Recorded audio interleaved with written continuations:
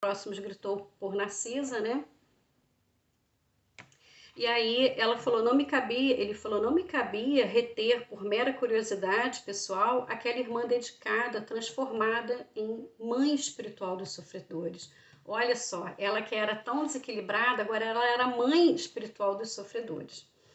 E assim encerra esse capítulo, né, com essa transformação da Narcisa, e a gente tem que lembrar da frase, vivia perturbada e aflita, e ela já não é mais.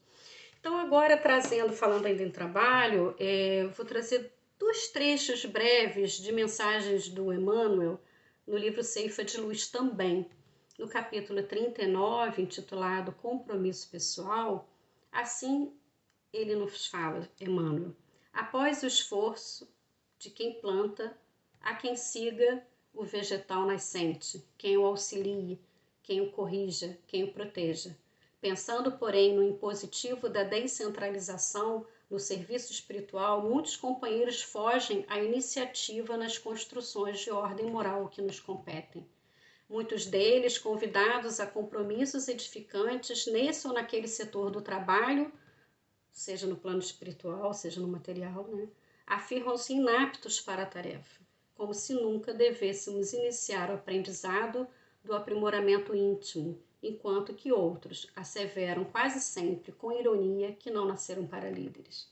Os que assim procedem costumam relegar para Deus comezinhas obrigações no que tange à elevação, progresso, acrisolamento ou melhoria, mas as leis do Criador não isentam a criatura do dever de colaborar na edificação do bem e na verdade em favor de si mesma. E no capítulo 40, intitulado Encargos, do mesmo livro Ceifa de Luz, está assim, cada individualidade encontra na reencarnação um quadro de valores potenciais de trabalho. Quando nos dirigimos para a esfera física, recolhemos semelhante designação. Somos como que nomeados para servir em determinado setor de atividade e, consequentemente, colocados na equipe de familiares e companheiros que nos possibilitam a execução na tarefa. O aproveitamento do encargo depende do interessado em desenvolver ou consolidar os próprios méritos. À face disso, precisamos considerar que todos possuímos o talento da capacidade de investir na edificação do bem, onde estivermos. E aí nós precisamos lembrar de uma frase que diz: devemos dar frutos onde Deus nos plantou. Devemos sempre fazer o melhor, uma frase do meu pai. Devemos sempre fazer mais e melhor do que nos pagaram ou nos pediram.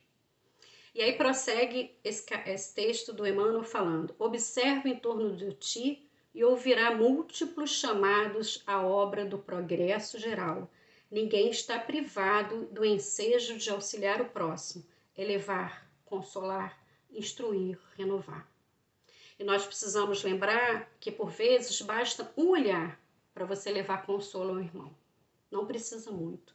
Basta você ouvir a sua dor, ter empatia. E nesse momento que a gente vive da pandemia, nós podemos exercitar isso diariamente.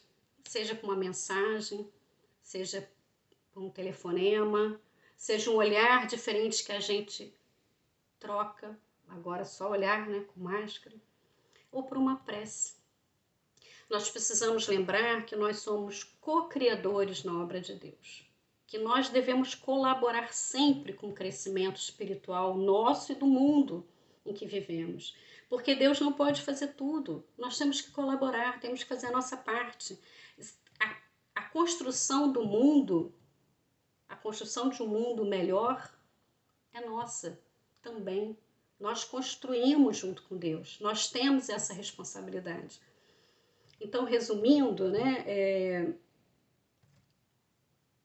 esse estudo nos faz pensar no valor do trabalho, na necessidade do trabalho, na importância da organização e nos efeitos do trabalho. Sabemos que esse momento que nós estamos vivendo é um momento muito delicado de pandemia, né? E que muitas pessoas não estão podendo trabalhar nas áreas de suas formações. Estamos nos recriando diariamente, nos adaptando, né?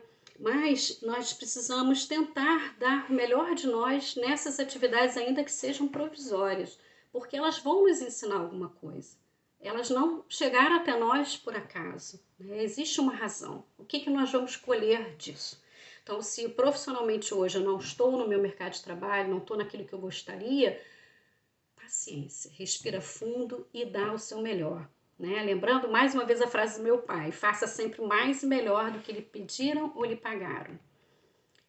Dê frutos onde Deus te plantou, porque a lei de trabalho é uma lei da natureza, ela é intrínseca ao homem, existe necessidade do trabalho, nós não podemos nos fugir desta regra, desta lei. Ela se encontra no Livro dos Espíritos, está lá no Evangelho segundo o Espiritismo, capítulo 25. Lembrando da frase, ajuda-te a ti mesmo, que o Zéu te ajudará. Então, eu encerro essa noite de hoje com 3 frases de Jesus. Meu pai trabalha até hoje e eu trabalho também. De André Luiz, quando o trabalhador está pronto, o serviço aparece. E, mais uma vez, do meu pai, faça sempre mais e melhor do que te pediram ou lhe pagaram. E deixo, então, aqui algumas indagações a serem feitas de forma muito individual. Como temos nos comportado em nosso trabalho, seja profissional, seja espiritual? Estamos satisfeitos? Estamos fazendo por obrigação ou por amor, por prazer, por alegria? Estamos dando de verdade o máximo que nós podemos? Nem todas as tarefas a gente gosta, né? Tarefas da vida, nem tudo é prazeroso, mas é necessário fazer. Exemplo, um serviço doméstico. Uns gostam de cozinhar, outros não, mas é preciso cozinhar. Uns gostam de limpar, outros não, mas é preciso limpar. E assim é com todas as atividades. Você se sente útil no trabalho que você está realizando? Então é isso. Encerro aqui, lembrando que o trabalho deve ser útil a nós e a todos que nos rodeiam, para que juntos possamos tecer essa imensa teia de solidariedade e de utilidade. Finalizando, façamos um paralelo do livro Nosso Lar na época da Segunda Guerra Mundial e o momento que nós vivemos hoje de pandemia. Vários irmãos desencarnaram durante a guerra, foram recolhidos no mundo espiritual, naquela cena clássica de chegada de vários espíritos no nosso lar. E nós estamos vivendo esse momento. Hoje, milhares de pessoas desencarnam por dia no mundo. Então, nós devemos aproveitar esse momento e fazer um pequeno trabalho espiritual, íntimo, pessoal. Porque, bem visto no livro Nosso Lar e no filme, existe uma equipe espiritual muito grande que recebe esses irmãos. Tem equipe de desligamento do corpo espiritual do corpo carnal, tem equipe de recebimento no mundo espiritual, são 1000 atividades. Você vê, esses irmãos que foram recolhidos agora, nesse capítulo 28, eles precisaram de um amparo, eram 29, imagina milhares. Então, nós podemos colaborar com o trabalho do mundo espiritual, nós podemos auxiliar em prece, pedindo pelos trabalhadores espirituais, porque eles estão desgastados, né, psiquicamente, eles precisam de força, de coragem, do nosso auxílio, do nosso amor, pedir por eles, pedir por todos esses que estão desencarnando, que eles sejam envolvidos em emanações de paz, e por essas famílias que não estão podendo se despedir dos seus amores. Então é na prece, nesse momento, em que nós vamos nos entregar ao trabalho espiritual e não precisa estar fisicamente dentro da casa espírita, porque o pensamento é que vai conectar, fazer a ligação dessa grande teia. Então, nós precisamos elevar os nossos pensamentos, elevar nossas vibrações para fortalecer a todos nós e a equipe espiritual, o mundo espiritual e esses irmãos que estão desencarnando. Nós precisamos elevar a vibração do planeta, porque muita gente está sofrendo, tem muita dor, muito sofrimento. Então, já que a gente tem conhecimento de que o pensamento plasma, vamos tentar pensar coisas boas e positivas, pensar no bem dessas pessoas todas que passam por todos esses processos, lembrando sempre que esse pensamento nosso é capaz de reconstruir, de construir. Então, que nós possamos usar nosso pensamento para o bem, em prol daqueles todos que estão precisando nesse momento de muito amparo. E esse é o nosso estudo de hoje. Eu agradeço muito a atenção de vocês e vamos finalizar então com uma prece.